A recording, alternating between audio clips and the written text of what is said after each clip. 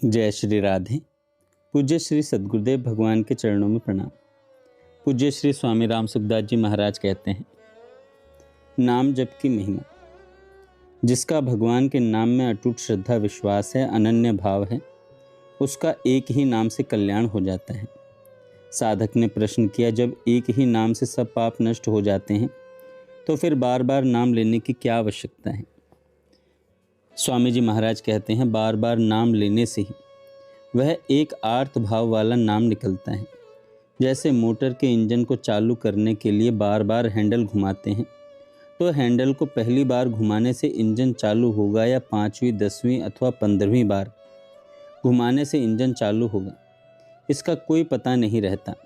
परंतु हैंडल को बार बार घुमाते रहने से किसी न किसी घुमाव में इंजन चालू हो जाता है। ऐसे ही बार बार भगवान नाम लेते रहने से कभी न कभी वह आर्त भाव वाला एक नाम आ ही जाता है। अतः बार बार नाम लेना बहुत ज़रूरी है। साधक ने प्रश्न किया, जो मनुष्य नाम जप तो करता है पर उसके द्वारा गलत कर्म भी होते हैं, क्या उसका उद्धार होगा या नहीं। स्वामी जी कहते हैं, समय पाकर उसका उद्धार तो होगा ही, क्योंकि किसी भी तरह से लिया हुआ भगवान का नाम निष्फल नहीं होता। परंतु नाम जप का जो प्रत्यक्ष प्रभाव है वह उसके देखने में नहीं आएगा। वास्तव में देखा जाए तो जिसका एक परमात्मा को ही प्राप्त करने का ध्येय नहीं है, उसी के द्वारा गलत काम होते हैं।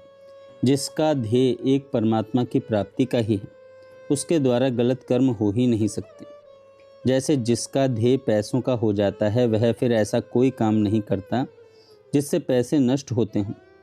वह पैसों का नुकसान नहीं सह सकता, और कभी किसी कारणवश पैसे नष्ट हो जाएं तो वह बेचैन हो जाता है। ऐसे ही जिसका लक्ष्य भगवान की प्राप्ति का बन जाता है, वह फिर साधन से विपरीत काम नहीं कर सकता। अगर उसके द्वारा साधन से विपरीत काम होते हैं तो इससे सिद्ध होता है कि उसका लक्ष्य अभी भगवान नहीं बने हैं। साधक को चाहिए कि वह भगवान की प्राप्ति का लक्ष्य बनाए और नाम जप करता रहे, तो फिर उससे गलत काम नहीं होंगे। कभी गलत क्रिया हो भी जाएगी तो उसे पश्चाताप होगा, जिससे वह फिर आगे कभी नहीं होगी।